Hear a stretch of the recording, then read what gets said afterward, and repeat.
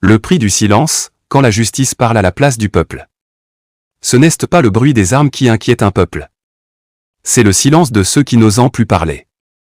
Dans les ruelles d'Abidjan, les radios grésillent, les conversations s'éteignent, et les regards s'évitent.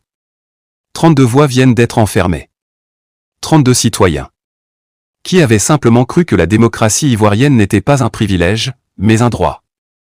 Mais dans la Côte d'Ivoire d'Alassane Dramane Ouattara, ce droit se négocie au prix du silence. Dans les marchés bondés, dans les transports en commun, dans les quartiers populaires, on parle bas. Très bas. Même les jeunes, qui autrefois défilaient en criant leur refus de la dictature, marchent maintenant avec prudence. Chaque geste est observé, chaque mot pesé. Le pays retient son souffle, attendant que le calme apparent masque la tempête qui gronde. 3 ans de prison ferme. Le verdict est tombé, rapide, froid, mécanique. Les juges ont parlé. Mais tout le monde sait d'où venait la voix. Derrière les murs du palais présidentiel, la justice semble avoir perdu son indépendance. Elle est devenue l'ombre fidèle d'un régime qui ne tolère plus la contestation. Sous le pouvoir d'Ado, la justice n'est plus un équilibre, c'est une arme politique. Les opposants crient, les juges condamnent, et le peuple baisse la tête. Je n'ai jamais cru qu'un simple cri de protestation pouvait me coûter la liberté, confie Adama, 27 ans, arrêté à Daloa. Ils veulent nous faire taire. Mais chaque cellule devient un lieu de réflexion pour notre futur. Les juges prononcent des peines sévères, mais le peuple voit bien que les condamnations ne sont pas uniquement le fruit du droit. Elles sont dictées par le pouvoir qui contrôle les institutions. Depuis son arrivée au pouvoir, Alassane Ouattara a bâti un système redoutable, centralisé, verrouillé, surveillé. Chaque critique devient une menace, chaque manifestation une provocation, chaque mot libre un danger pour la stabilité nationale. Mais cette stabilité tant vantée ressemble de plus en plus à une paix de cimetière, où le peuple se tait non par respect, mais par peur. Pendant que le PPACI dénonce les arrestations arbitraires et que les partis d'opposition réclament des élections transparentes, le pouvoir parle d'ordre et de sécurité. Mais l'ordre sans justice, c'est la dictature qui avance masquée. Le régime contrôle tout. Même la peur, confie un ancien fonctionnaire à Abidjan. C'est incroyable de voir comment la population se soumet avant même d'être menacée. Le contrôle des médias, des institutions et de la police permet au régime de projeter une image de stabilité. Mais derrière ce masque, des villes entières tremblent sous la peur et la répression silencieuse. Les manifestations ont gagné plusieurs villes. Abidjan, la capitale économique, où les jeunes se sont regroupés devant les bureaux du gouvernement pour réclamer la justice. Daloa, où la répression a fait un mort et plusieurs blessés. Gagnoa et Agboville, où les arrestations massives ont paralysé les quartiers populaires.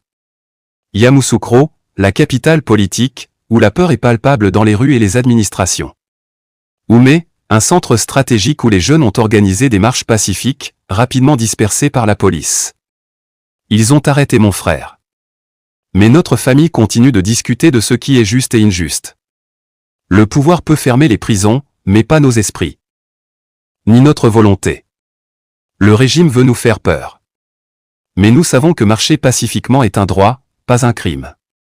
Ces voix humaines donnent chair à la répression et rappellent aux spectateurs que derrière chaque statistique se cachent des vies, des espoirs et des rêves. Ce qui se passe en Côte d'Ivoire n'est pas un hasard. C'est le reflet d'un mal africain, le pouvoir qui refuse de vieillir, la démocratie qu'on maquille, et la justice qu'on enchaîne. Le contrôle de la justice, de la police et des institutions garantit la stabilité du régime, mais au prix de la confiance des citoyens. Le PPACI reste le seul contrepoids visible, mais ses voix sont souvent étouffées par la structure centralisée et les pratiques du régime d'Ado. La démocratie n'est plus un espace de dialogue, mais une vitrine. Tout est fait pour montrer que tout va bien, alors que les citoyens subissent en silence, analyse un professeur en sciences politiques à Abidjan.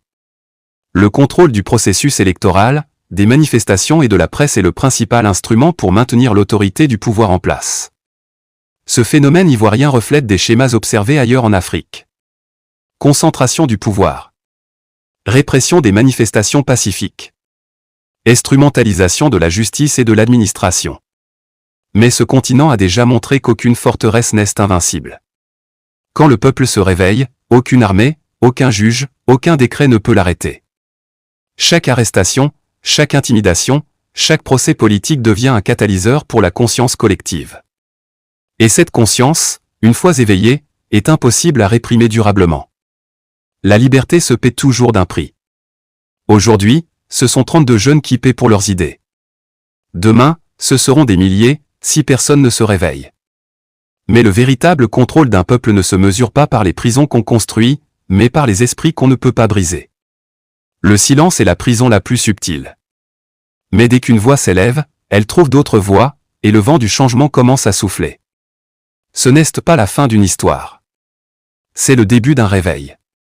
Le peuple ivoirien sait désormais que le silence est une prison, et que la vraie liberté commence quand on ose dire non. Ici, c'est l'œil des Afrique TV, là où les mots dérangent mes éveils.